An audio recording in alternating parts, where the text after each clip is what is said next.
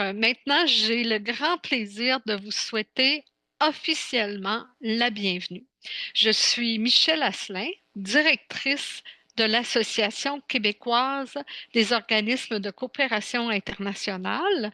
Et pour celles et ceux qui ne me voient pas, j'ai les cheveux blancs frisés, j'ai des grandes lunettes violettes et je suis une femme blanche. Alors, maintenant, je suis très heureuse d'animer cette activité qui a été et qui est organisée par le collectif québécois des féminismes en dialogue, un groupe qui est coordonné au sein de notre association québécoise, la COSI. Notre activité sur la transformation des pouvoirs et sur le partage des savoirs d'un Sud, elle s'inscrit dans cette grande conférence de l'ONU, la conférence ONU Femmes 69, qui marque les 30 ans de la conférence internationale de 95, Beijing plus 30. Je ne sais pas si autour de notre table virtuelle, il y a des personnes qui étaient à Beijing il y a 30 ans. Moi, personnellement, j'y étais. J'étais jeune à l'époque. Et dans le contexte mondial, très difficile de recul des droits des femmes et des filles pour l'égalité et pour la diversité des genres, notre collectif québécois des féminismes en dialogue s'est questionné sur sa participation comme beaucoup d'autres groupes de femmes à travers le monde. La plateforme adoptée à Beijing en 95, est-ce que c'est encore un outil pour l'avancement des droits des femmes et des filles? Est-ce que c'est pertinent d'assister à la CSW à New York? Quelques-uns d'entre nous sont présentement à New York. Euh, Qu'est-ce qu'on y gagne? Et la réponse, c'est est-ce que c'est pas important, d'autant plus aujourd'hui, de rappeler aux 189 États signataires de rendre des comptes et de renouveler leur engagement. Et c'est ce qui s'est passé lors de l'ouverture lundi dernier.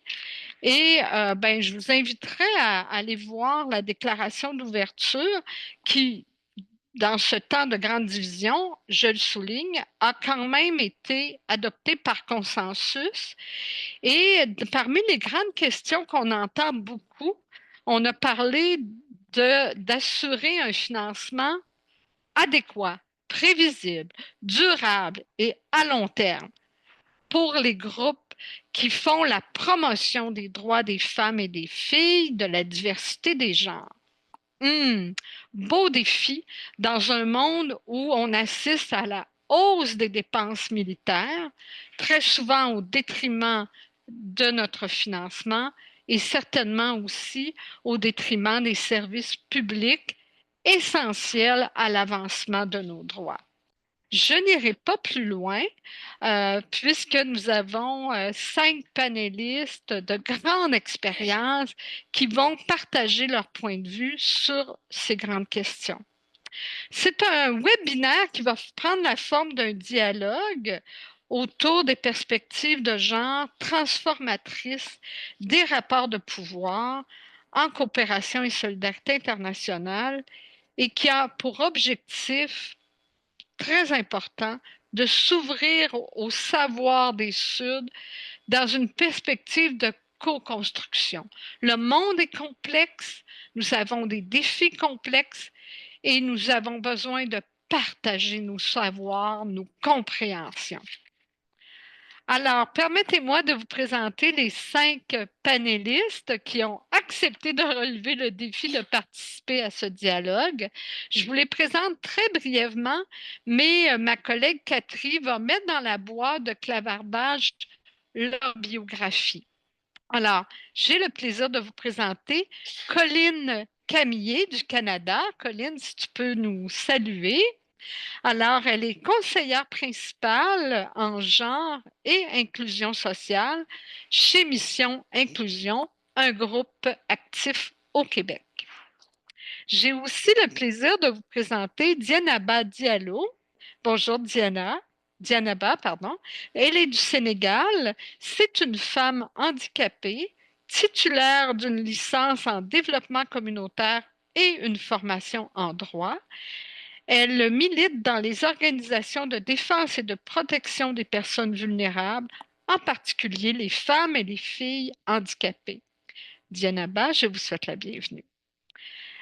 Maintenant, j'ai le plaisir de vous présenter Maître Mona Jean d'Haïti, qui est avocate et membre du barreau de Port-au-Prince. C'est une ancienne conseillère au Conseil de l'Ordre des avocats du barreau de Port-au-Prince et enseignante à l'Université d'Haïti et l'université privée. Mounia, je vous souhaite la bienvenue. Bonjour, Mounia. Est-ce que Magdalena de Léon est arrivée? Alors, nous avons une invitée, je vous la présente. Elle va arriver, je le sais, on a communiqué ensemble hier soir, mais vous le savez, parfois c'est difficile les connexions Internet. Alors, Magdalena est de l'Équateur. C'est une économiste féministe et militante du mouvement des femmes avec une longue histoire. Elle est la fondatrice du réseau latino-américain des femmes transformatrices de l'économie. Et j'ai le plaisir de vous présenter Rose Dengue du Cameroun. Bonjour Rose. Elle est socio-historienne, politiste, chercheuse, activiste et se définit comme une féministe noire de l'espace transatlantique à cheval entre l'Afrique, l'Europe et les Amériques. Bienvenue Rose. Alors, d'aller plus loin et de passer à notre première question, j'aimerais, pour aider ma collègue Catherine à répartir les personnes dans les ateliers, parce que notre collectif québécois des féminismes en dialogue voulait vous offrir aussi, vous toutes et tous qui êtes autour de notre grande table virtuelle, on est maintenant plus de 100 personnes, d'avoir l'occasion de répondre aussi à nos questions, de partager, de participer à notre dialogue. Donc, il va y avoir, après une heure d'échange avec les panélistes, un atelier de 30 minutes et vous allez être partagés dans des ateliers de langue. Alors, les personnes qui veulent participer à l'atelier en français, je vous demanderai de lever la main présentement.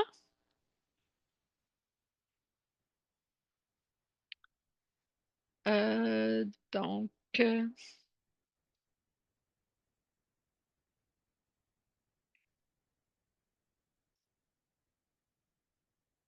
alors ne vous inquiétez pas, ils sont plusieurs à prendre en note les mains qui se lèvent pour participer en français.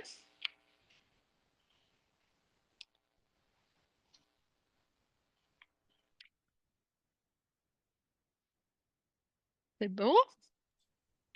Ça va, Catherine? C'est bon, j'ai environ 26 personnes. Ça augmente encore. On est rendu à 30.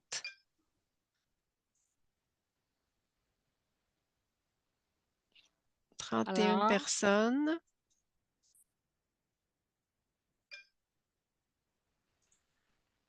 35, 36, 37. Bon, je pense qu'il y en a qui ça décale probablement un peu. Là, on peut parler d'une quarantaine de personnes et parfait. peut-être un peu plus. Alors, donc, il y aura une quarantaine de personnes qui iront dans l'atelier en français. Maintenant, j'inviterai les personnes qui désirent participer à l'atelier qui va se dérouler en espagnol de lever la main. Bon, là, je vous laisse le temps de baisser la main, camarades de la francophonie. Alors, quelques personnes lèvent la main. pour participer à l'atelier en espagnol. C'est beau. Et maintenant, je vous inviterai à lever la main si vous voulez participer à l'atelier qui va être animé en anglais.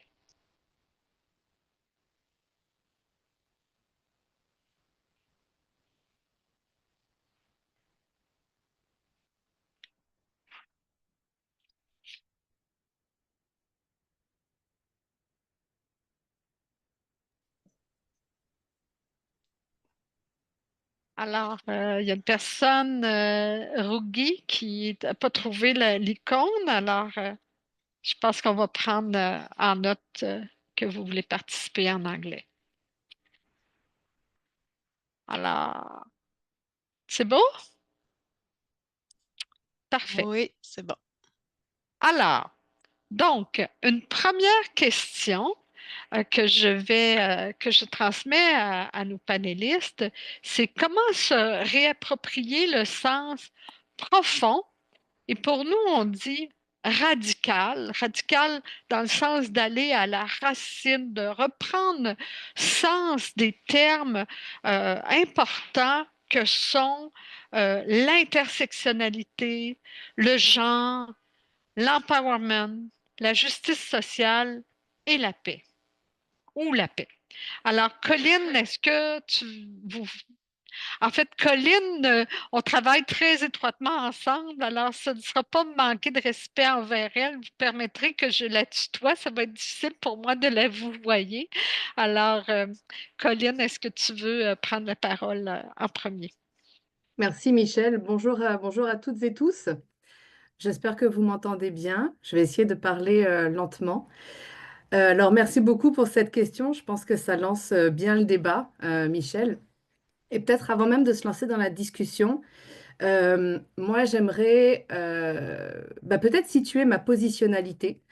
Donc, je suis une femme blanche d'origine française. Je vis au Canada et à Montréal depuis 20 ans, mais j'ai grandi au Burkina Faso, en Afrique de l'Ouest. Et pour celles et ceux qui ne me voient pas, je suis brune, j'ai des mèches blanches et un petit peu rosées, j'ai des lunettes dorées, j'ai un casque d'écoute assez gros parce que ça m'aide à me concentrer et j'ai un pull rose clair. Puis ça fait 15 ans que je suis engagée dans la lutte pour les droits des femmes, que je travaille avec des mouvements féministes, des organisations de solidarité internationale. Donc mon parcours me donne une perspective à la croisée de plusieurs réalités. Puis je suis consciente des rapports de pouvoir et des privilèges qui façonnent finalement ma propre place dans ces espaces. Donc c'est vraiment dans une démarche d'apprentissage et d'humilité que j'aborde cette discussion aujourd'hui.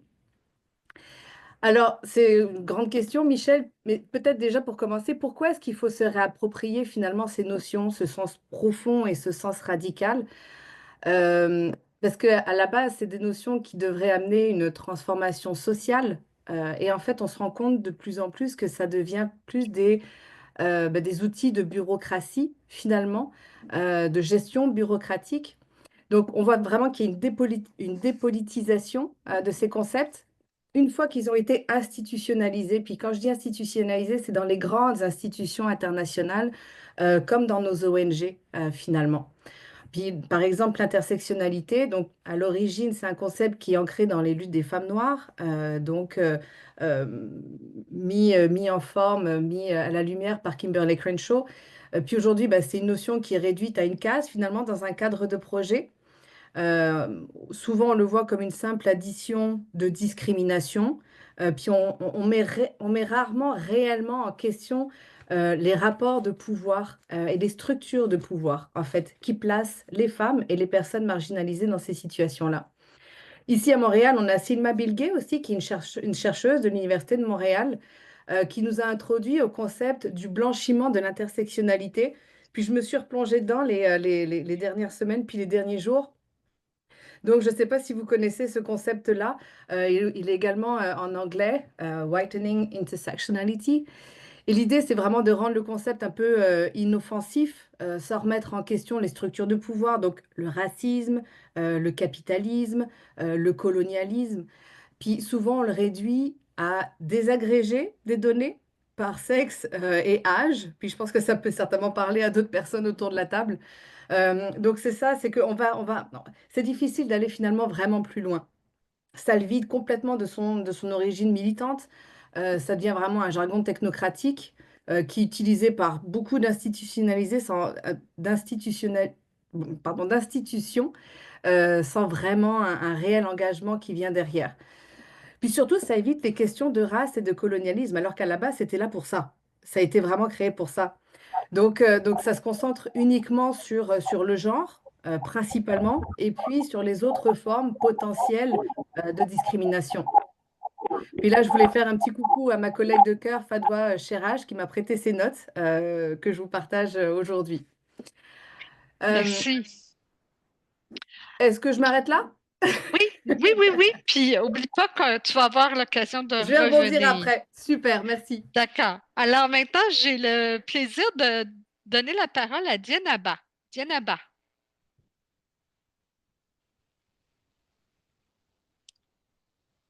Dienaba. Bonjour, merci beaucoup Michel pour ce privilège. Voilà, c'est Dieynaba Diallo. Pour ceux qui ne me voient pas, au passage, je fais un grand coucou à Moussa qui est là.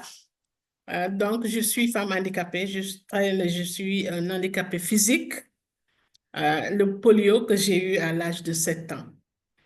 Donc, je suis en tunique. Pour ceux qui ne me voient pas, mes lunettes et ma casque aussi. Voilà, merci. Pour revenir dans ce débat d'intersectionnalité, il est vrai que l'intersectionnalité est beaucoup discutée ces jours. On a aussi on lit beaucoup les termes comme féministe intersectionnel et féministe inclusif. Mais souvent, la perspective handicap est négligée. On s'intéresse aux intersections du genre avec l'origine. Ma sœur, j'ai beaucoup aimé tout à l'heure quand il a parlé de ses origines et autres. L'orientation sexuelle, le côté rural, le statut de migration, etc. Ce qui n'est pas mal. Mais qu'en est-il de l'inclusion du handicap? J'étais fière de prendre la parole depuis Dakar le 25 octobre pour le lancement du rapport parallèle régional intitulé Puissantes mais ignorées. Les femmes africaines handicapées et la lutte pour l'inclusion, 30 ans après Beijing, aux côtés des opérations, de la directrice des opérations de handicap international, de l'ONU Femmes et des autres. Que dit ce rapport? Il met en lumière les lacunes persistantes et en matière d'inclusion, de participation et de protection des droits des femmes handicapées, malgré les engagements internationaux et les engagements au niveau national. Je vous partage deux chiffres. Selon 75% des femmes handicapées qui ont participé à l'enquête qui a nourri le rapport, puissante mais ignorée, avec 244 répondants sur toute l'Afrique, aucun progrès n'a été réalisé pour promouvoir le pouvoir et la prise de décision des femmes handicapées au cours des 5 dernières années dans leur pays. Et un autre chiffre que je vais vous permettre, si vous permettez de partager. Presque partout, et les femmes sur 10 interrogées ont dit ne pas être traitées sur le même pied, égalité avec les femmes non handicapées dans le domaine social. En 2024, le projet Making It Work a mis à jour son analyse dans les politiques de lutte contre les violences basées sur le genre. Dans 31 pays du continent africain, le résultat est catastrophique. Dans les politiques, des mesures, dans les politiques, dans les mesures ciblées, les femmes handicapées sont souvent exclues de l'autonomisation économique, de la protection sociale et des possibilités de leadership. Nous manquons de données désagrégées. Aussi, les politiques continuent d'ignorer dans ces défis spécifiques. Le rapport Berger, plus 30, souligne que dans tous les secteurs, que ce soit les secteurs politiques en matière de violence basée sur le genre, programmes d'autonomisation, services sociaux, accès à la politique, à l'éducation, les efforts sont insuffisants.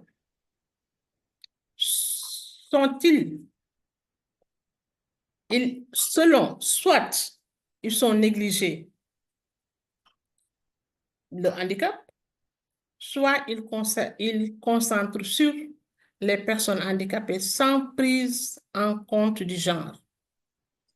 Bien que l'intersection du genre et du handicap soit au cœur de la discrimination subie par les femmes et les filles handicapées. Merci beaucoup, Ah. Dionaba. Je vous retiens. Vous allez avoir l'occasion de revenir.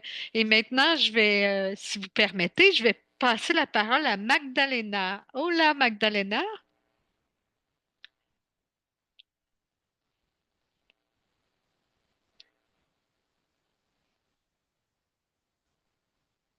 Sí, estoy escuchándoles, estoy con ustedes. Tengo que empezar disculpándome por el retraso. Hemos tenido una mala coordinación en la hora, ha habido un cambio de hora. Yo estaba preparándome, despeinada, desconectada, buscando otra computadora para estar mejor. Así que discúlpenme.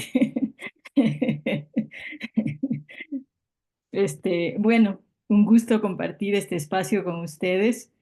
Me parece un intercambio, un debate, una discusión súper necesaria en estos momentos en que muchas cosas están cambiando velozmente y son cuestiones que tienen que ver directamente con la agenda feminista, con las perspectivas de su implementación. Para decir de modo muy grueso, estamos en un momento de crisis. Para los países del sur eso no es novedad. Nuestras sociedades viven en crisis permanente. Las mujeres estamos casi siempre en crisis, digamos, en términos socioeconómicos. Pero son momentos en que sentimos que hay una ola de destrucción que nos obliga a regresar a ver cuánto hemos avanzado, qué hemos avanzado, y a partir de eso, de ese acumulado, de ese acervo, cómo resistimos a este momento que tiene la novedad de que el feminismo es atacado, ¿no? Tiene la novedad de que la noción, la visión de género es atacada. No de modo marginal, no por determinados sectores, sino por los poderes que ahora mismo están configurando la geopolítica mundial. Entonces, sí nos obliga a hacer un balance de, a ver, ¿qué tenemos? ¿Qué debemos defender? ¿Desde dónde podemos radicalizarnos? ¿Es posible radicalizarnos en este momento para hacer frente a este embate y a esta crisis? Entonces, creo que en ese contexto tenemos muchas preguntas, tenemos muchas interrogantes, tenemos pocas certezas, pero justamente por eso debemos afianzarnos en el camino que hemos recorrido como feministas, en el camino que hemos recorrido en la búsqueda de alternativas desde el sur. Entonces, yo entiendo que ahorita estamos, disculpen por el retraso, y la desconexión, estamos discutiendo el tema que nos proponían de cómo mirar el desarrollo. ¿Es así? Por favor, Michelle, aclárame el punto exacto para poder conectar mejor con el debate. Oui, alors non, on est plus dans le sens profond de grands termes à portée stratégique comme l'intersectionnalité. Vous avez déjà mentionné le genre, l'empowerment. Alors, on est plus dans ce contexte-là. Ça va être la deuxième question sur la transformation. Alors, peut-être un point de vue sur l'intersectionnalité, l'empowerment. Comme économiste, l'empowerment, qu'est-ce que vous en pensez? Est-ce qu'on a détourné le sens? A ver, aquí estamos hablando, me parece, de términos que han estado en disputa, ¿no? Que tienen sentidos a veces contradictorios y otros términos que en cambio tienen un sentido mucho más asertivo y afirmativo. Voy a hablar más sobre empoderamiento, pero quisiera pasar muy rápido sobre el tema de interseccionalidad, que ha sido una herramienta útil para describir realidades, ¿no? Para entender la complejidad de las realidades de las mujeres y de los pueblos. Ha sido útil como denuncia, ¿no? Pero tiene muchos más límites en cuanto a su proyección de alternativas y políticas de igualdad. ¿Por qué digo esto? Porque la interseccionalidad pone el acento, al menos en determinadas visiones, en la opresión. Entonces, todos los sujetos y colectivos somos oprimidos y sumamos opresiones. Y a veces, de mi experiencia, por lo menos en América Latina, en Ecuador, a la hora de plantearnos política pública, se genera una suerte de concurso de quién es más oprimido. No yo, porque soy mujer y soy indígena y soy del campo y además tengo aquello y estoy empobrecido. Entonces, esa mirada, digamos, suprime, ¿no? Una visión sobre los aportes y la afirmación de los sujetos. Entonces nos lleva a un terreno de negación, en el caso de las mujeres, de todo el potencial que viene de las dinámicas socioeconómicas de las que somos protagonistas, que son justamente dinámicas desde las cuales pueden irradiarse las transformaciones. Entonces, si nos proyectamos sistemáticamente solo como oprimidas y como una suma de opresiones, no vemos de este otro lado. Es una afirmación muy gruesa, quizá podemos ampliar más tarde. El tema del empoderamiento, ese es otro tema ahorita mismo en disputa, ¿no? Porque ha sido asumido desde lo que hemos llamado el feminismo neoliberal en un sentido, ¿no? Ha sido asumido un discurso del empoderamiento desde las instituciones multilaterales, como el Banco Mundial, por ejemplo, que habla del empoderamiento económico de las mujeres en términos de su inclusión al mercado capitalista en los términos convencionales, como la clave del crecimiento, como la clave de la salida de la crisis. Ese es el empoderamiento convencional que está muy alimentado, que se traduce en leyes nacionales. Aquí en Ecuador, en medio de un gobierno neoliberal, se acaba de aprobar hace poco la ley de economía violeta, ¿no?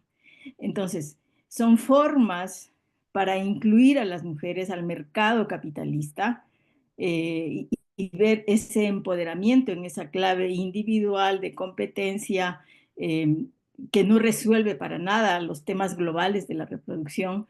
En fin, versus un empoderamiento alternativo, ¿no? ¿Cuál es ese empoderamiento alternativo? Que parte justamente del reconocimiento de las dinámicas socioeconómicas que históricamente y contemporáneamente hemos impulsado las mujeres. El empoderamiento de mercado nos dice, ustedes no están haciendo nada válido, tienen que transformarse, cambiar hacia el mercado, y el mercado es la solución, el mercado es la salida, el mercado les va a dar derechos. El empoderamiento alternativo, el que vivimos en el día a día, es eso que estamos haciendo, la producción, el tejido socioeconómico del que somos parte, la reproducción que protagonizamos, toda esa dinámica socioeconómica y cultural, esa tiene que ser reconocida y fortalecida. Ese es el empoderamiento alternativo, desde ahí podemos transformar. Entonces es un tema en disputa fundamental en este momento, porque ahorita mismo el Banco Mundial acaba de lanzar un informe donde está diciéndonos que más mujeres en el mercado y más mujeres como gerentas y más mujeres en los puestos altos de las empresas, esa es la solución, ¿no? Y eso en medio de contradicciones, obviamente, porque al mismo tiempo otras corrientes están diciendo roles tradicionales para las mujeres. En fin, hay mucho por hablar al respecto. Y por último, para no tomar mucho tiempo, quería referirme a lo de justicia social, una noción llena de recorrido, llena de historia, pero que desde el feminismo, desde hace tiempo, no le dejamos suelta sin hablar de justicia económica. No puede haber justicia social sin justicia económica. Eso de la experiencia, esto en nuestras crisis permanentes. Hemos hablado, por ejemplo, acá en América Latina, en Ecuador, de que la única manera de salir de la crisis es con justicia económica, no al revés. No es que tenemos que salir de la crisis para lograr justicia económica, no. Tienen que haber medidas de justicia económica para poder salir de la crisis. Esto tiene toda una explicación, digamos, pero solo quería dejar anotada esa necesidad de referirnos siempre a la justicia económica, porque la justicia social sola no funciona, no es una solución, no es viable. Requerimos esta complejidad y este arraigo, digamos, material de la justicia, ¿no? Bueno, me quedo ahí y seguimos conversando. Y disculpen la prisa. Merci, Magdalena. Maintenant, je vous passe la parole, Mona. Alors, à vous.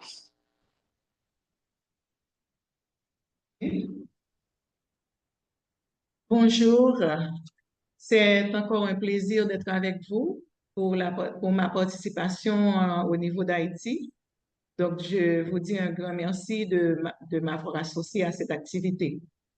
Donc, vous avez déjà fait une présentation de moi, mais je dois dire aussi que je suis une personne très engagée dans le combat des droits, pour le respect des droits humains, avec un accent particulier sur les droits des femmes. Donc, aujourd'hui, nous allons intervenir sur la question qui nous a été posée. Mais d'entrée de jeu, je voudrais attirer votre attention sur deux choses.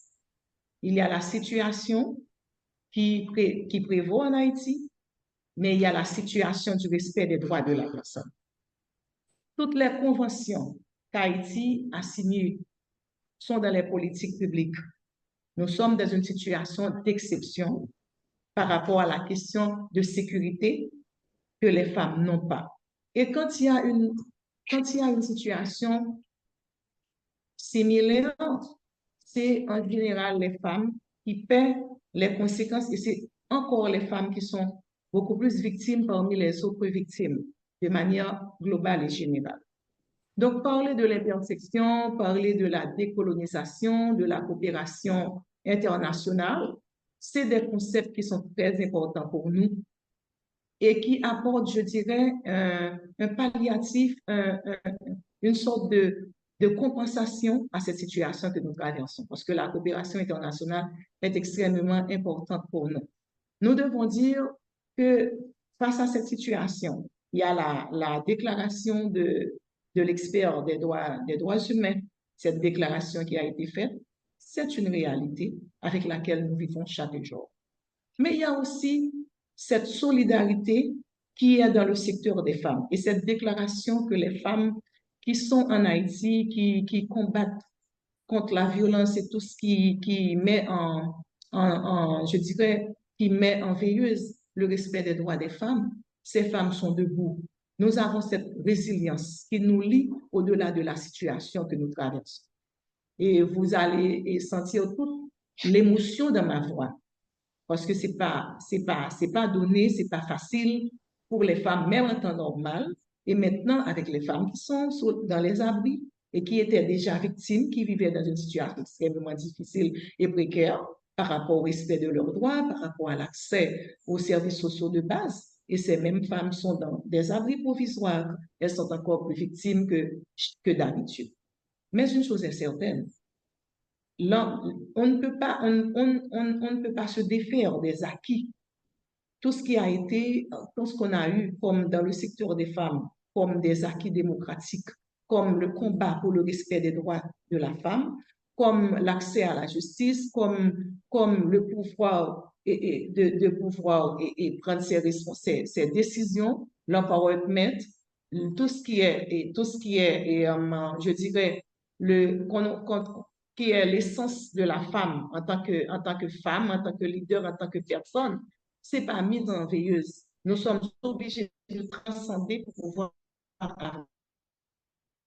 avancer. Le genre, rapport sociaux de sexe, c'était les hommes et les femmes. Mais maintenant, avec la pluridimensionnalité du concept genre, on est en train de se l'approprier avec tous les principes fondamentaux des droits de la personne, c'est-à-dire la dignité de la personne, l'égalité entre les hommes et les femmes, et aussi la liberté de choisir. Nous sommes dans cette frontière entre la réalité macro-sociologique, entre la réalité sociopolitique que nous vivons tous les jours, et ceci dans tous les secteurs, que ce soit au niveau de la justice, le secteur auquel j'appartiens, que ce soit le secteur des organisations de la communauté, les associations communautaires de base, c'est encore des choses qu'on fait pour pouvoir avancer et transcender. On veut regarder quand même les acquis, on veut regarder ce qu'on peut faire même de manière minimale. Donc, on avance dans cette appropriation de ces concepts qui sont en principe nouveaux, mais qui font partie des droits de la personne et qui, normalement, doivent être respectés, doivent être appliqués. Nous sommes en train de nous battre aussi pour pouvoir avoir le minimum des minima, c'est-à-dire le respect de la vie. Nous savons que c'est difficile. Nous savons aussi que cette solidarité qui nous est traduite par la coopération internationale, par ces rencontres, par le fait de pouvoir soutenir les femmes dans les projets internationaux, dans la coopération internationale. Tout ça, c'est une sorte de bouée de sauvetage pour nous par rapport à la situation. Mais je voudrais que vous ayez en tête, malgré tout, les femmes haïtiennes, nous sommes déterminées à vraiment à lutter pour pouvoir avoir une autre société. Et c'est possible. Nous sommes en sciences humaines, tout est dynamique. Et même dans cette situation d'insécurité qui sévit de plus en plus, nous gardons quand même l'espoir et nous nous tenons debout et nous capitalisons sur ce qui est correct, qui peut nous permettre de donner le meilleur de nous-mêmes. Nous sommes en train d'aussi développer cette solidarité au niveau de tous les secteurs pour pouvoir voir à partir des politiques publiques que l'État a élaborées. Je peux parler, par exemple, du plan de lutte contre la violence faite aux femmes et aux filles, qui est là jusqu'à 2027 avec le ministère de la Condition féminine. Je veux parler aussi des autres secteurs. Et je veux parler aussi de l'OPC, qui est l'institution qui garantit le respect des droits de la personne. Nous avons quand même les institutions. Elles sont là. Nous avons les lois. Nous avons les conventions. Tout est là.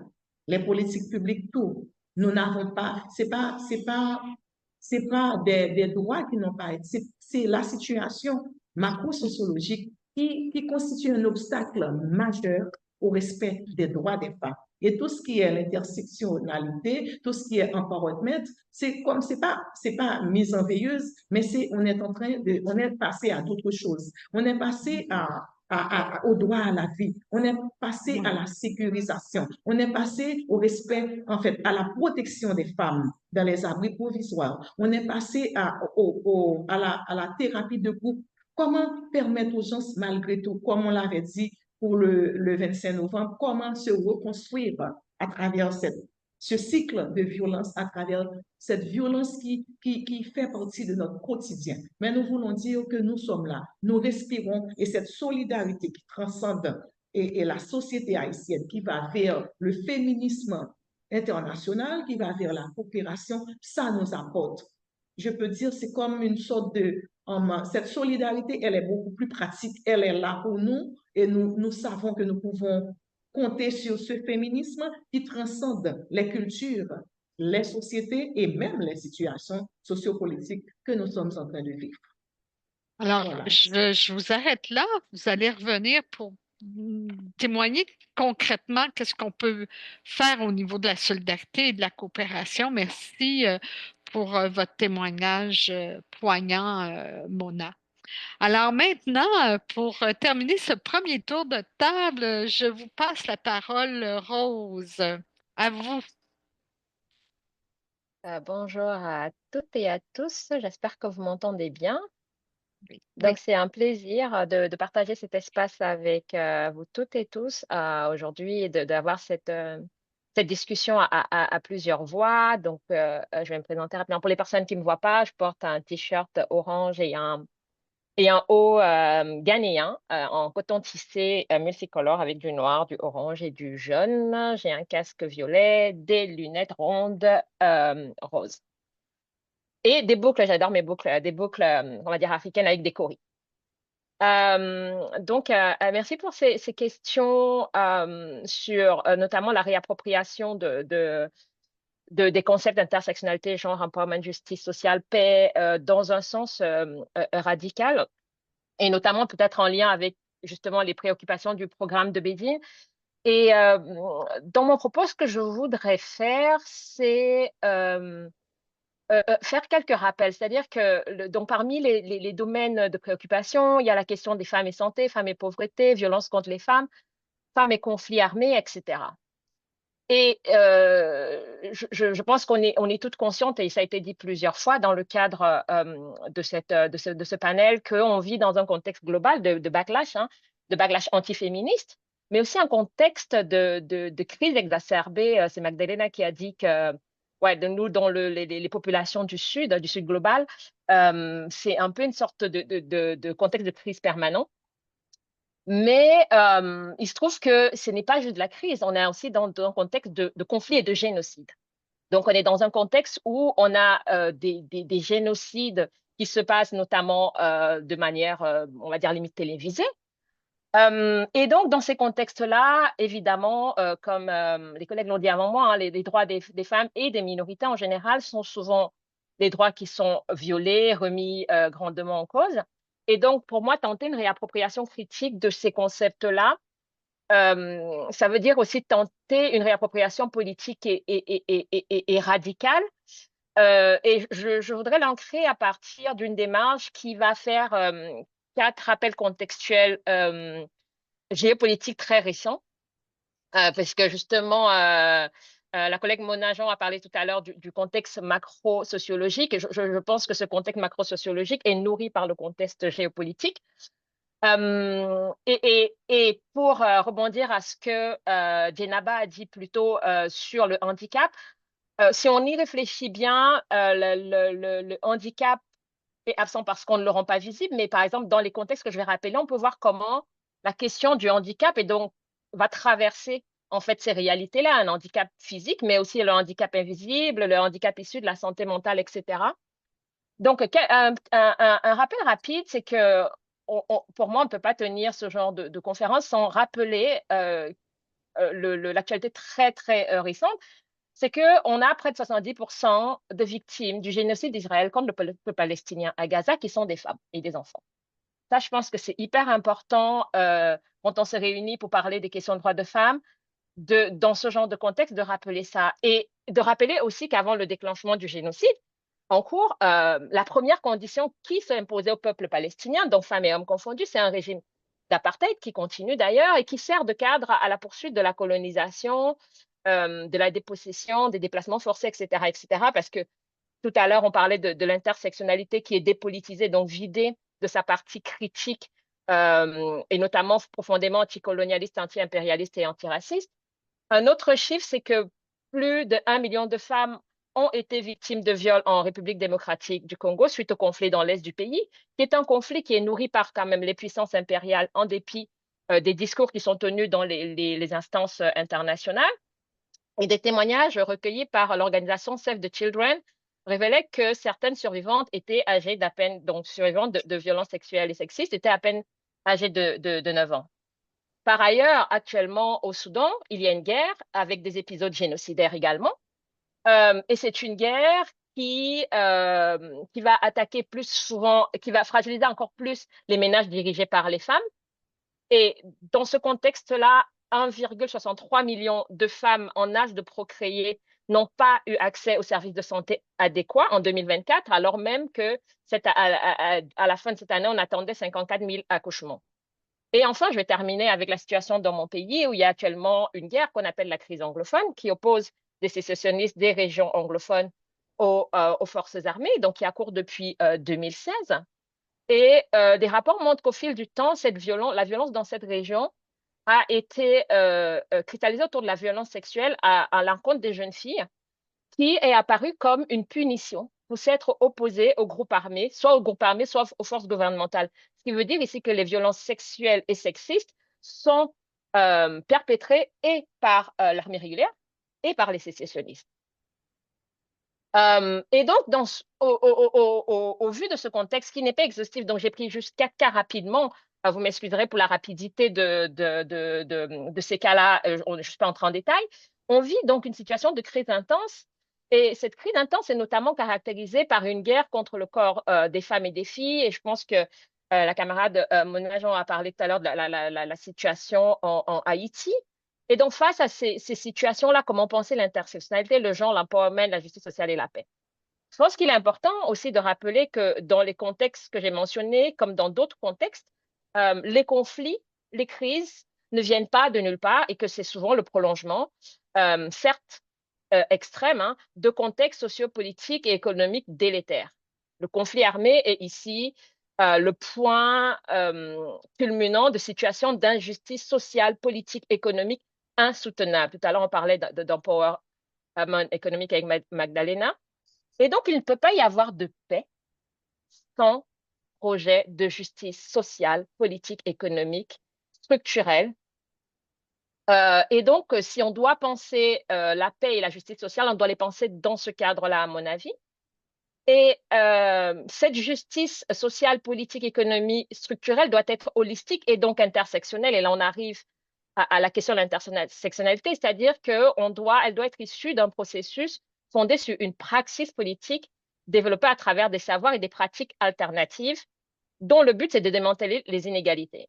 Et ces inégalités-là, il faut bien les penser comme le résultat d'interactions de formes de pouvoir, donc comme quelque chose qui n'est pas naturel. Et donc comme des outils politiques et géopolitiques socialement construits. Ce que je veux dire ici, c'est que les inégalités servent à quelque chose. Donc il faut arriver pas juste à les dénoncer, mais à comprendre à quoi et à qui sert dans l'espace global ces inégalités-là pour arriver à les démanteler. Donc ça appelle à un mot que certains craignent, mais qui me semble être la seule solution viable, qui est la révolution. Parce qu'il ne s'agit pas de réformer le modèle dominant, mais il s'agit de le renverser. Et je pense qu'on doit tous être conscients de ça. C'est-à-dire qu'on n'est pas là dans une réflexion qui vise à réformer le modèle, mais il faut bien pouvoir dire que ce modèle, il ne fonctionne pas. Il n'a d'ailleurs jamais fonctionné, ou en tout cas, il n'a fonctionné que sur l'exploitation du Sud global et des populations issues du Sud global. Et donc, à cet égard, penser le genre aussi dans nos espaces, et notamment nos espaces militants ou des espaces de coopération, veut dire le penser comme une construction sociale dynamique qui va être ancrée dans différents rapports de pouvoir imbriqués et complexes et qui vont se déployer à chaque fois dans des contextes sociaux et politiques donnés. Donc, on ne peut pas penser le genre depuis le nord colonial et construire des politiques qui vont s'appliquer dans les Suds globaux à partir de cette pensée-là. Donc, il faut repolitiser le genre, le recontextualiser dans un sens qui permet de penser ces rapports de pouvoir. Et donc, il ne faut pas le limiter juste à la question homme-femme, mais inclure donc la question de la diversité que Michel a un peu abordée, la diversité des genres, mais en interrogeant cette question rapport homme-femme, diversité des genres de manière globale dans les questions de domination géopolitique qui, d'ailleurs, et là, on peut parler de la question de la solidarité et de la sororité, ces dominations géopolitiques sont souvent reproduites par les féministes hégémoniques du Nord colonial. Donc, je pense que c'est des conversations que nous devons aussi avoir. Et donc, dans la même perspective, l'empowerment doit être pensé en dehors des logiques néolibérales individualistes. Magdalena nous a entretenu dessus de manière fort intéressante. Et donc, ça peut pas juste être un outil de gestion de la pauvreté et des inégalités individuelles et d'amener toutes les femmes à briser le plafond de verre et d'être des bossy ladies, parce qu'on ne peut pas toutes être des bossy ladies. Mais il s'agirait peut-être de revenir au sens que les activistes noirs des années 70 aux États-Unis notamment ont donné à ce terme-là, empowerment, qui était un processus d'acquisition d'une conscience sociale, d'une conscience critique. Et ça, c'est hyper important, le mot critique, qui devait permettre aux femmes de développer le pouvoir intérieur, mais aussi d'acquérir des capacités à la fois personnelles et collectives. Et le collectif ici est très important parce que le but, c'est d'inscrire dans une perspective de changement social. Donc, il ne s'agit pas d'avoir accès à un espace économique pour s'insérer dans un modèle qui est défaillant, mais il s'agit, encore une fois, de renverser la table et pas d'avoir une place à la table. Donc, dans ce contexte-là, l'empowerment a pour but non pas une ascension sociale réussie, et donc ça permet de questionner même cette notion d'ascension sociale dans nos différents espaces. Et donc, si on reprend ici pour conclure rapidement les exemples du début Oui. que j'ai donnés, rapidement, c'est travailler en solidarité pour faire advenir une Palestine libre, vraiment, une RDC, un Cameroun décolonisé et souverain, parce que les dynamiques de conflit actuels s'inscrivent aussi dans une longue histoire coloniale. Un Soudan souverain est fondé sur des principes de la révolution populaire qui a commencé en 2018. Merci. Merci, Rose. Alors, on a fait un... s'il vous plaît. Micheline, s'il vous plaît, je peux prendre la parole? J'ai demandé la Non. parole. Non, Thérèse, je vous donnerai pas la parole parce que nous allons avoir un atelier. Donc, vous allez avoir plus de temps pour prendre la parole. Je vais redonner la parole à nos panélistes et dans une quinzaine de minutes, vous allez vous retrouver en atelier, Thérèse. Alors, merci d'avoir posé la question. Ça me permet de le préciser pour tout le monde. Alors, retenez vos idées. Vous allez pouvoir échanger en atelier dans quelques minutes. Alors, Oui, parce donc, que je voulais, Micheline, s'il vous plaît, je voulais intervenir sur le premier tour ici, le tour des tables que je n'ai pas eu l'occasion de prendre la parole. non, écoutez, Thérèse, je suis désolée, mais il y a 111 personnes autour de notre table virtuelle. Alors, le choix que nous avons fait, c'est de donner plus d'occasions de dialogue et vraiment, je vous invite, retenez votre intervention. Vous allez avoir l'occasion de la partager. Alors, bien. d'accord, Très bien. merci. Merci de m'avoir permis de le préciser. Alors, chers camarades panélistes, nous n'aurons pas 2 tours de prise de parole. Comme on avait bien préparé, ça fonctionnait très bien, mais on va manquer de temps. Alors, il nous restait 2 grandes questions, c'est-à-dire, et vous l'avez bien abordé, Rose, vous l'avez abordé aussi, Mona, c'est toute cette déconstruction des concepts coloniaux de développement. Donc, comment définir autrement, briser le système? Rose parle même de révolution, de révolutionner les systèmes en tant que féministe dans nos solidarités. Alors, j'aimerais qu'on aborde les 2 questions en même temps, c'est-à-dire comment repenser nos solidarités féministes dans l'angle des rapports de pouvoir. Et bien sûr, chers amis et camarades, si vous voulez reprendre une question que vous n'avez pas eu le temps d'approfondir sur soit l'approche genre ou l'intersectionnalité ou l'empowerment, ou si vous voulez ajouter à ce qu'une autre panéliste a dit, en fait, je vous donne la parole, puis vous la prenez en toute liberté. Mon seul point, c'est qu'à 45, comme j'ai promis à Thérèse et à tout le monde autour de la table, on va laisser du temps pour avoir un atelier, puis on reviendra en plénière. Ça vous va? Alors, je vais vous donner la parole à vous, Mona, en premier. Alors, à vous la parole, Mona.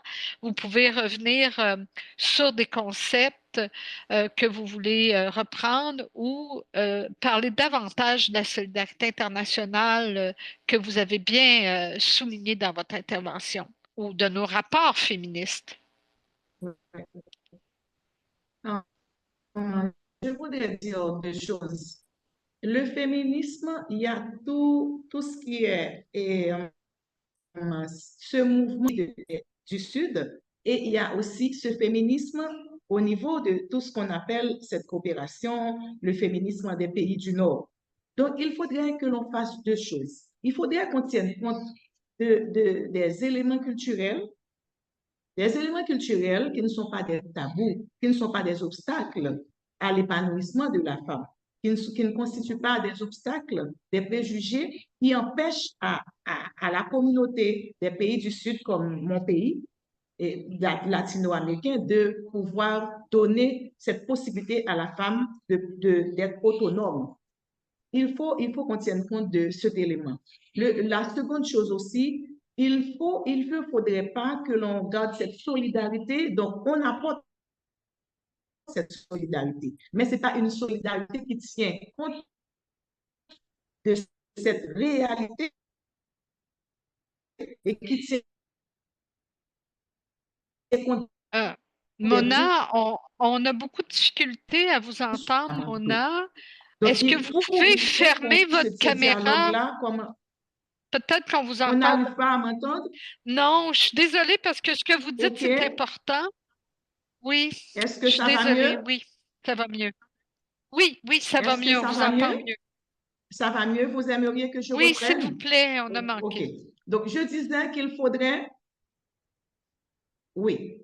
J'ai dit qu'il faudrait qu'on tienne compte de ces réalités socioculturelles qui ne constituent pas des préjugés, des tabous à l'épanouissement, à l'autonomisation de la femme. Il faudrait qu'on tienne compte de ces éléments, qu'on tienne compte aussi de ce qui a été donné comme apport, comme solidarité, qu'on tienne compte des besoins réels du pays.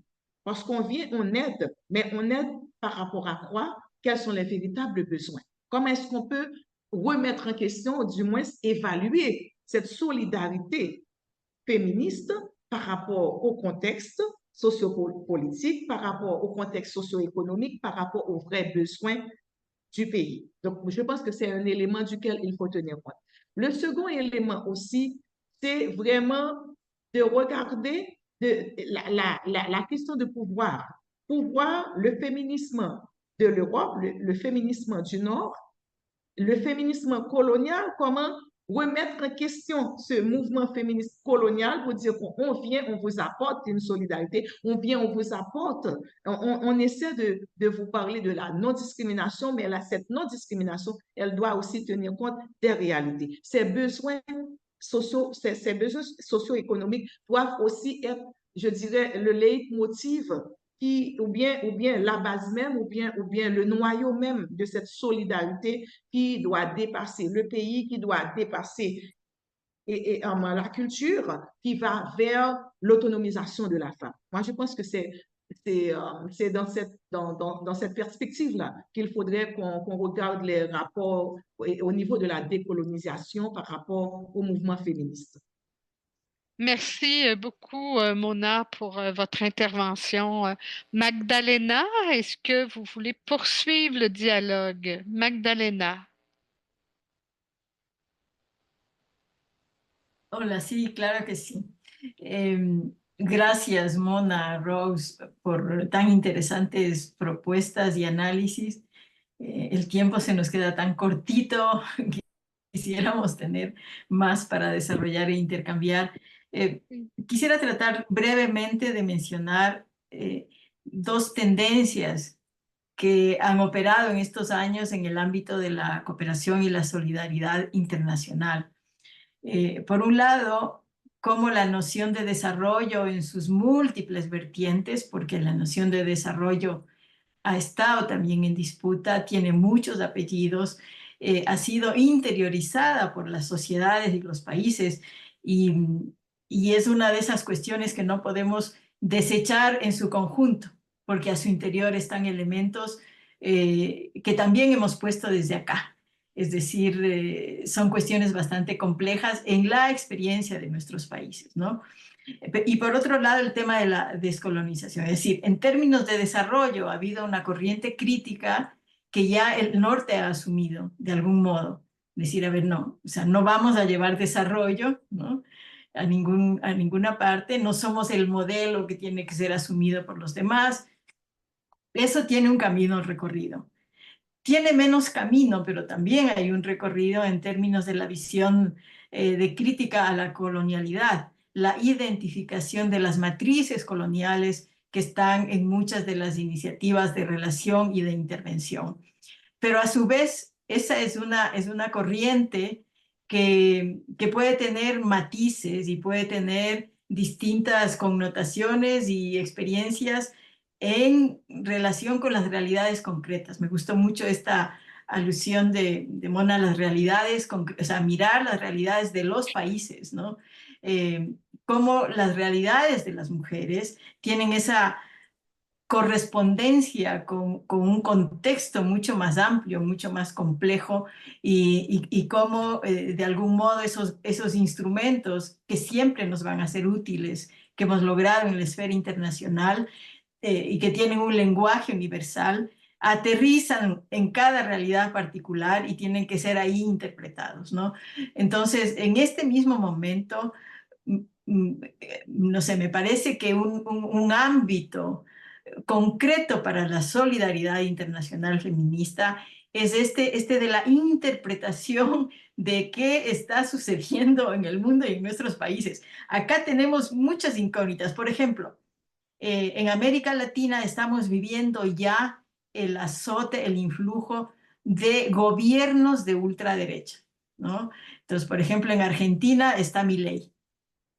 Y una de sus herramientas ha sido este ataque violento en lo verbal, en otros sentidos también, pero con una violencia verbal contra las mujeres, contra las políticas de igualdad implementadas previamente, contra la noción de género, una cosa muy violenta. Entonces las compañeras se preguntan, bueno, para implementar la agenda económica de ultraderecha, ¿es necesario hacer esto? ¿Este tipo de violencia tiene una utilidad económica? ¿O qué sentido tiene esta violencia? ¿Por qué se usa esto como herramienta? Es una pregunta que no tiene en este momento una respuesta. Podemos decir, bueno, la violencia estructural, la violencia neoliberal, sí, pero son cuestiones que necesitan una interpretación. En el caso ecuatoriano, nosotros estamos desde hace 7, 8 años en un retroceso neoliberal, luego de haber vivido una etapa de transformación. Y también sucedió esto, ¿no?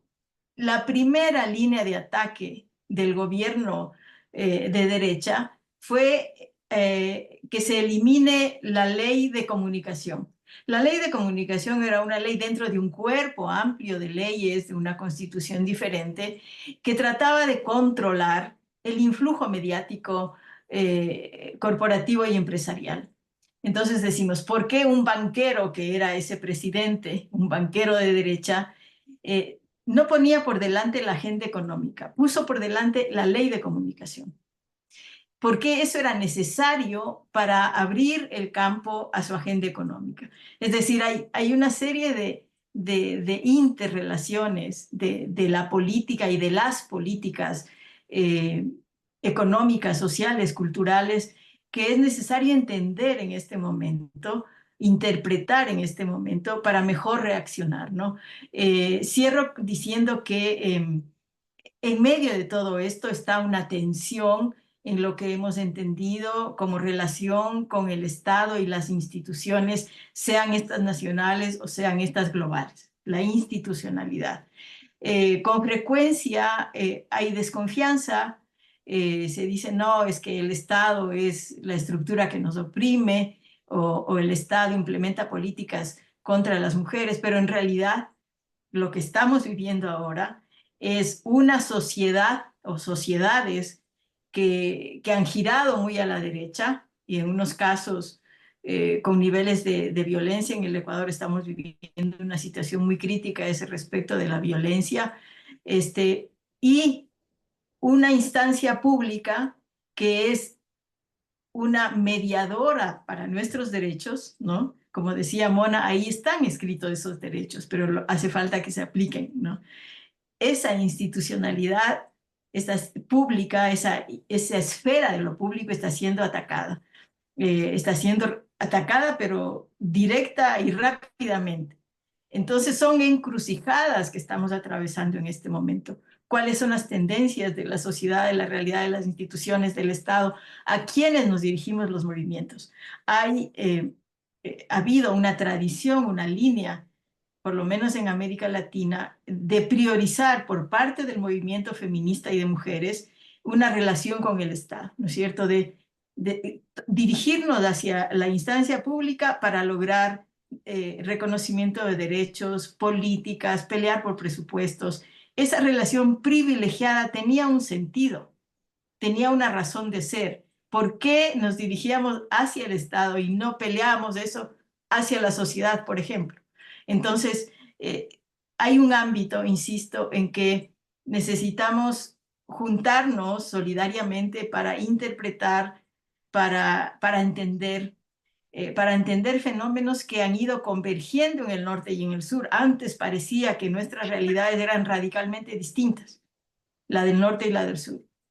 Nos parece que en el último tiempo van acercándose, ¿no? Con las políticas neoliberales o de ultraderecha, de destrucción del estado de bienestar, con las políticas antimigración, etcétera, nuestras realidades se van pareciendo un poquito más. Y entonces tenemos una arena común para pensar juntas. Merci beaucoup, Magdalena. Maintenant, je passerai la parole à Dienaba. Alors, Dienaba, comment reconstruire, comment renforcer nos solidarités féministes? Moi, j'ai des questions par rapport à ça. Bon. Compte tenu de la situation pour la solidarité vraiment féminine. Donc, le plus souvent, les femmes handicapées, elles sont le plus souvent noyées dans le grand groupe. Ça, c'est un problème réel que les femmes handicapées vivent. Ils ne sont pas pris en compte en général. Les solidarités féministes doivent être inclusives. Trop souvent, le pouvoir féminin, c'est dans les mains des femmes non handicapées. Donc, c'est comme si le validisme vient remplacer le patriarcat.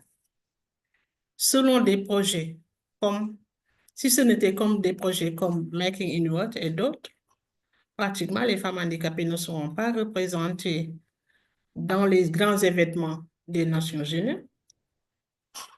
Ils ne pourront pas aussi présentes dans d'autres plages d'échange et de discussion et de prise de décision. Or, nous ne pouvons pas avoir une réelle solidarité féminisme si cela vient de remplacer des rapports de pouvoir par d'autres. J'ai consulté une sœur, Frida Wamira de Kovac, une organisation kenyane. Donc, elle a développé des idées similaires.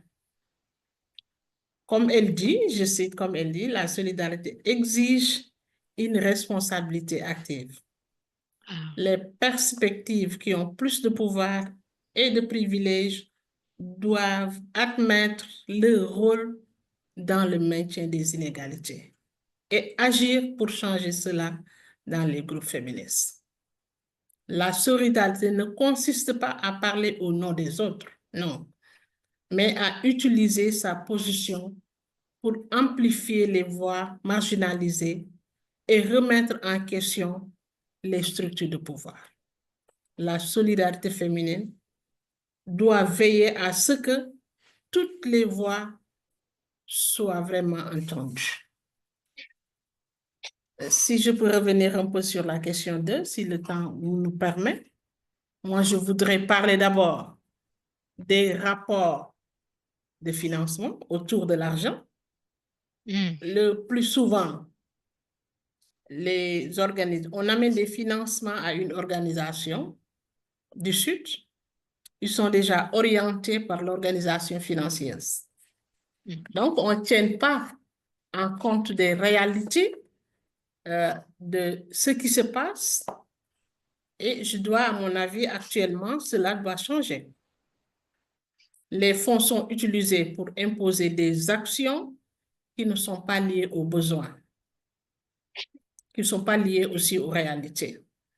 On observe même des effets pervers avec des organisations qui se plient aux directives des financeuses, des organisations financeuses, et vont faire des choses qui ne sont pas en lien avec leur mission première, par exemple. Le problème est aussi lié au non-respect ou au non-prise en compte des savoirs locaux. D'abord, une personne extérieure ne peut pas connaître les situations mieux que celles ou ceux qui vivent leur propre expérience. Il faut donner à la place aux expériences vécues et c'est aussi avec approche féministe. Les productions de savoir aussi des Sénégalais et des Sénégalaises ou en général de l'Afrique n'est pas assez respectée. Il faut absolument reprendre cette production-là, que ce soit au niveau communautaire, que ce soit aussi au niveau des universités. Merci, Dianaba. Votre plaidoyer très fort, bien entendu. Merci. Alors, je passe la parole à Colline. Merci, Michel. Djenaba, j'avais entendu une phrase qui m'avait marquée à WID en décembre dernier. C'était une femme handicapée qui avait dit que le mouvement des femmes internationales avait une dette envers les femmes handicapées. Et je pense que c'était très juste, effectivement. C'est difficile en fait de rebondir avec tout ce qui a été dit parce que c'est tellement vrai, c'est tellement légitime. Et peut-être dans les quelques minutes qui nous restent, dans le contexte global, je pense que repenser les féminismes, puis repenser les solidarités féminismes, c'est certainement d'accepter de déconstruire les privilèges, nos propres pouvoirs, de les reconnaître. C'est d'arriver à les mettre sur la table. Et je pense que tout le monde a une responsabilité dans la chaîne.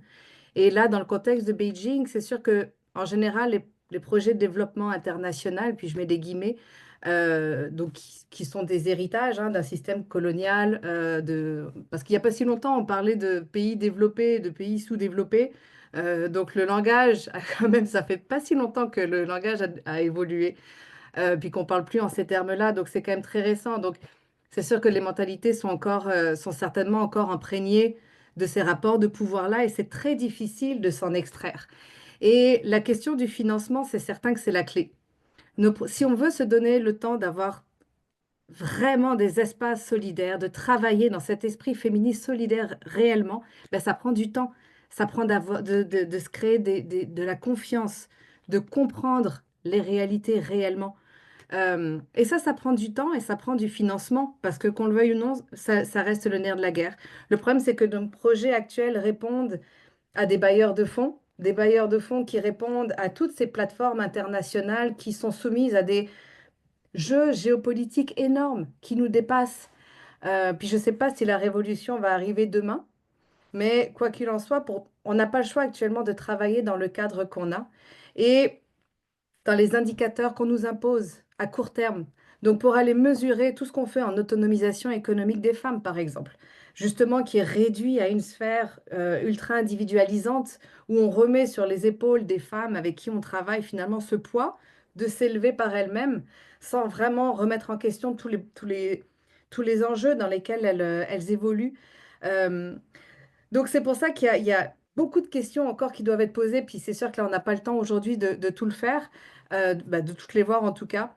Mais je pense que la question est grande et là, on doit travailler tout ensemble, ça c'est certain, à arriver à changer les choses, à travailler dans la marge qu'on a pour arriver à travailler réellement en profondeur, de remettre les pouvoirs politiques dans les mots qu'on utilise, dans la façon dont on travaille.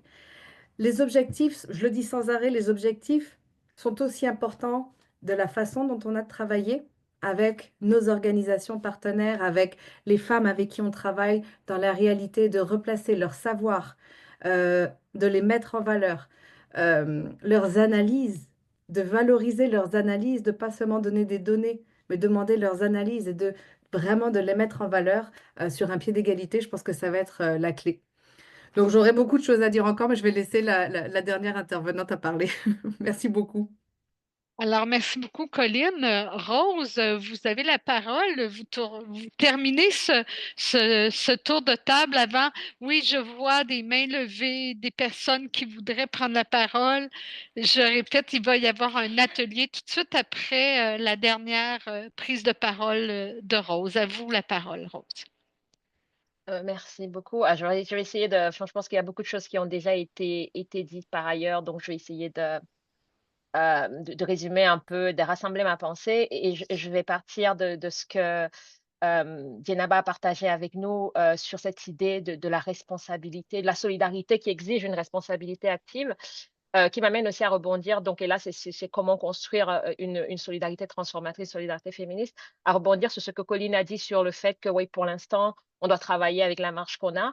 Et je pense que justement, notre responsabilité, enfin, si elle doit être active, c'est d'essayer d'élargir la marge qu'on a, la marge de manœuvre qu'on a, c'est-à-dire que tout en reconnaissant qu'il faut travailler, il ne s'agit pas juste de reconnaître les privilèges, parce que ça, je pense qu'au bout d'un moment, on arrive tous ou toutes à reconnaître malgré l'inconfort. Je pense que ce qui pose parfois problème, c'est de passer, je ne dis pas tout le monde, mais je dis que quand on arrive à reconnaître les privilèges, souvent on s'arrête là. Ce n'est pas juste les poser sur la table, et c'est en fait de participer activement à les démanteler. Donc, c'est quelque part jouer contre son propre camp. J'enseignais à mes étudiants un penseur critique qui parle pour la question des Blancs et la racialisation et qui parle de race traitor. Donc, il faut pouvoir aller jusque-là, il faut pouvoir aller jusqu'au fait de penser contre ses propres catégories et ses propres intérêts, contre le maintien de ses propres intérêts, si on veut avoir une vraie solidarité, une responsabilité active, aussi bien à l'intérieur du mouvement féministe global, si on regarde nord colonial, sud global, aussi bien entre justement femmes valides et femmes en situation de handicap. C'est-à-dire qu'il faut vraiment qu'on se fasse violence pour penser contre nous quelque part et pour lutter contre nos propres intérêts au-delà de la reconnaissance de nos privilèges.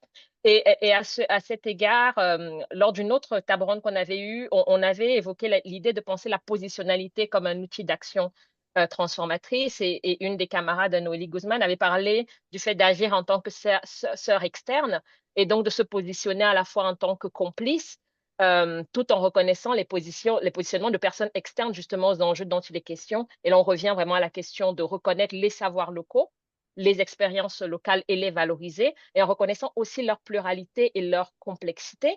Et l'inconfort que ça cause, je pense que mon agent a parlé tout à l'heure du fait d'imposer certaines représentations de genre venant du Nord dans les Sud globaux. Donc, accepter aussi que parfois, la manière dont ça fonctionne dans un espace où on est, auquel on n'appartient pas, ça peut nous causer de l'inconfort, mais ce n'est pas parce qu'il y a de l'inconfort que ça veut dire qu'on ne peut pas travailler ensemble.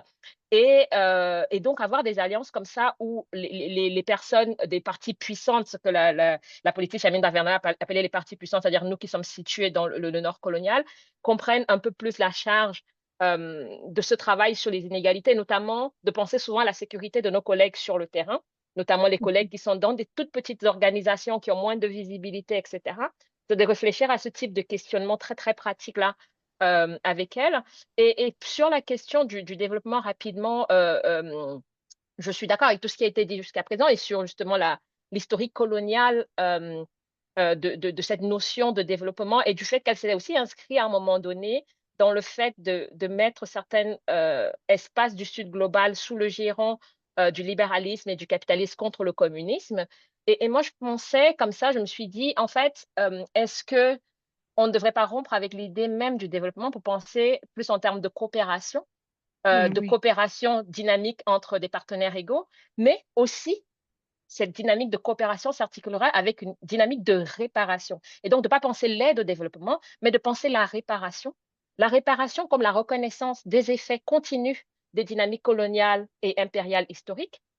La réparation comme reconnaissance que la richesse du Nord colonial est le résultat de l'exploitation des terres et des populations du Sud global. Merci. Merci beaucoup, Rose. Et juste avant qu'on passe à l'atelier, je voudrais, au nom de toutes les personnes réunies virtuellement ici, vous remercier sincèrement. Rose ne pourra pas nous rejoindre pour la conclusion parce qu'elle enseigne dans quelques minutes, mais elle a accepté d'être avec nous et nous vous en remercions du fond du cœur parce que vos réflexions vont nous alimenter dans nos prochaines discussions et j'espère que nous aurons l'occasion de poursuivre ensemble la discussion. Bon cours, bon après-midi, Rose. Merci beaucoup et bonne suite des discussions. À très bientôt et merci à tout le monde pour votre présence. Alors, donc, beau défi. Il est maintenant presque midi. Alors, on va être obligé d'un petit peu écourter l'atelier parce qu'on veut avoir le temps de terminer ensemble, hein, d'avoir un écho et de redonner la parole. Admettez avec moi que nous avons des panélistes d'une très grande richesse et on a envie de les entendre à nouveau. Donc, ma collègue Catherine va vous inviter à aller dans des ateliers virtuels selon la langue avec laquelle vous êtes le plus à l'aise, soit en français, en espagnol ou en anglais. Des collègues de la COSI vont animer. Ce qu'elles vont faire, elles vont mettre les mêmes questions qui ont été posées aux panélistes dans la boîte de clavardage. Comme on va manquer de temps, vous pourrez choisir sur quelle langue vous voulez intervenir. On ne va pas trop contrôler le dialogue. On va vous laisser la parole parce que je crois qu'il y a beaucoup de réactions à ce qui a été dit. Je sais qu'il y a eu beaucoup de messages dans la boîte de clavardage. Alors, donc, Catherine, je te laisse faire cette grande opération de déplacer tout le monde en atelier. Alors, bon atelier. On se retrouve à 12h25 pour que vous ayez au moins le temps de discuter. Mais revenez parce que je vais redonner la parole à nos très grandes panélistes.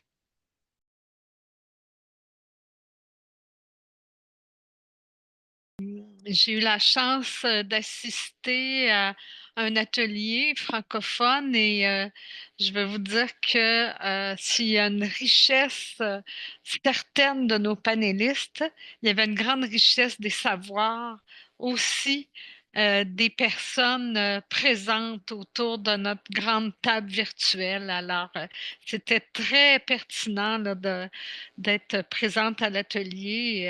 Je crois que nous avons amorcé un dialogue à poursuivre.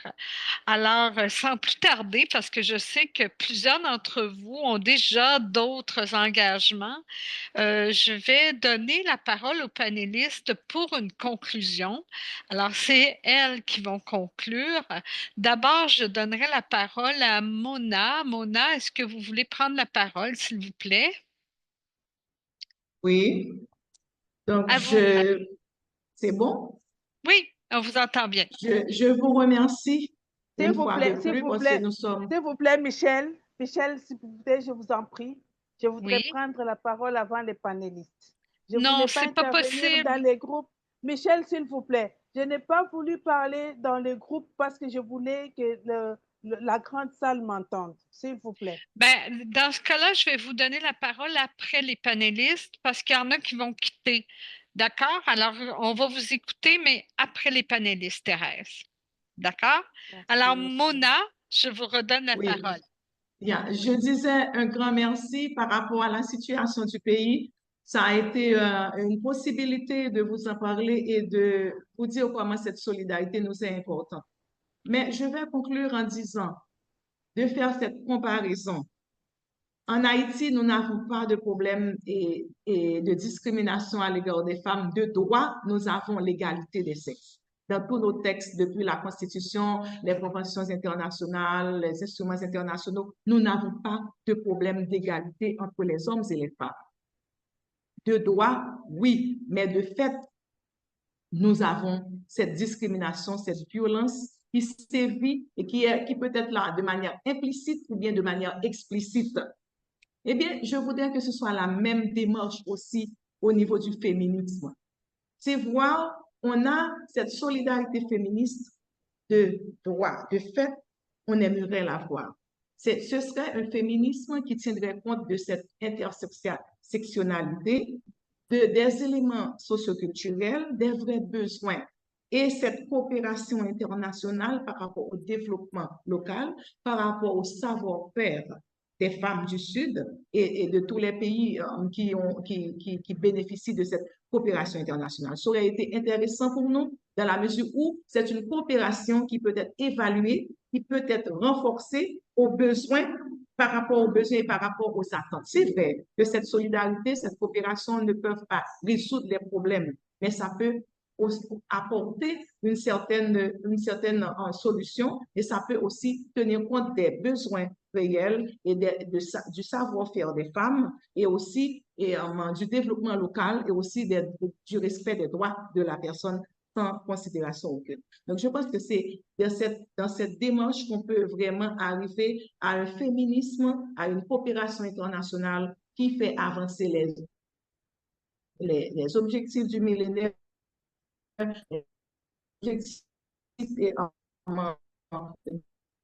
de Beijing. On ne vous entend plus. Quels sont les obstacles et quels nous restent à être. Okay. Vous m'entendez plus? Est-ce que vous m'entendez maintenant? Oui, reprenez vos 2 dernières phrases, Mona. Oui, je dis que en tenant compte de cette démarche, en priorisant cette démarche, l'année prochaine, à pareille heure, nous pourrons évaluer le parcours qui a été fait, quels sont les obstacles qui n'ont pas pu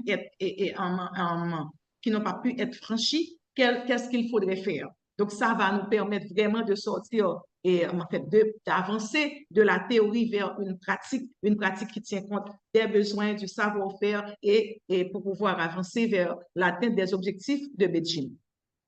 Mais merci Mona. Vous nous lancez un rendez-vous à l'année prochaine. Alors, je vous entends bien. Je vous entends bien, Mona. Merci. Alors, je passerai la parole à Magdalena. Magdalena, à vous. Gracias, Michelle. Gracias a todas. Estuve un momento en el taller, en el grupo, muy interesante. Y yo voy a extraer de ahí un par de cuestiones que me parecen relevantes para enlazar con el enunciado principal de esta reunión, que era cómo vamos a transformaciones sistémicas. Entonces, cuando hay cuestionamientos al desarrollo, a la colonialidad, se pone mucho énfasis en esto de lo comunitario, lo local, recuperar realidades concretas, y de pronto ahí no vemos el enlace con lo sistémico. ¿Cuál es la alternativa sistémica? Porque lo que vivimos a nivel local y comunitario está muy sobredeterminado por dinámicas amplias, nacionales, regionales, globales. Entonces, ¿cuál es el alcance de las transformaciones que vemos nosotras? Nuestra localidad, el mundo, ambas cosas, y cómo hacemos eso. Entonces, por eso quiero referirme a 2 cositas. La una, que es la noción de desarrollo, porque yo planteaba que desarrollo es un discurso tan complejo, tan amplio, y sus aplicaciones han sido tan diversas. Ahorita mismo hablamos de desarrollo local o de desarrollo sostenible, de desarrollo humano. Alguien dijo que había hecho un relevamiento de 500 maneras de llamar al desarrollo, y eso está muy introyectado en nuestras sociedades y en nuestras comunidades. Entonces, ¿qué es el desarrollo que no queremos o qué es la parte que no queremos del desarrollo? Se decía, no el desarrollo, ahí sí con el apellido capitalista, ¿no? Ese que ve un proceso lineal de crecimiento en un solo horizonte igual para todos. Eso no. De la experiencia sí tenemos que rescatar algunas otras cuestiones de desarrollo, pero colocarles en un horizonte de transformación. ¿Y cuál es ese horizonte de transformación? Desde nuestra experiencia y desde América Latina hemos visto esta contraposición, digamos, entre la reproducción ampliada del capital y la reproducción ampliada de la vida. Los momentos actuales han sido caracterizados como del conflicto capital-vida. El capital ha avanzado tanto, la mercantilización de la vida ha avanzado tanto, que la vida es lo que está en juego y está amenazado. En el caso de Haití, la compañera decía, estamos enfrentando el día a día ese umbral de la vida o la muerte. Eso es. Y en otros términos del mundo está también frente a ese umbral. Y por eso, en esta lógica de reproducción ampliada de la vida, es decir, que todas nuestras acciones y políticas tengan ese horizonte de reproducir la vida, ese es el desafío. Y ahí, por ejemplo, cuando hablamos de producción, a veces cuando se habla de producción se mira un gran nombre que define las mismas cosas, pero no es así, porque detrás de producción están lo que se llama matriz productiva. ¿Qué producimos y cómo producimos en los países? Y eso es lo que tiene que cambiar. ¿Qué producimos y cómo producimos? O tenemos que potenciar. Entonces, por ejemplo, está el gran sombrero de la soberanía alimentaria que nos ha permitido identificar la importancia de la producción de alimentos en distintas modalidades, el protagonismo de las mujeres, cómo fortalecer ese protagonismo. Esa, por ejemplo, es una entrada bien importante sobre matriz productiva.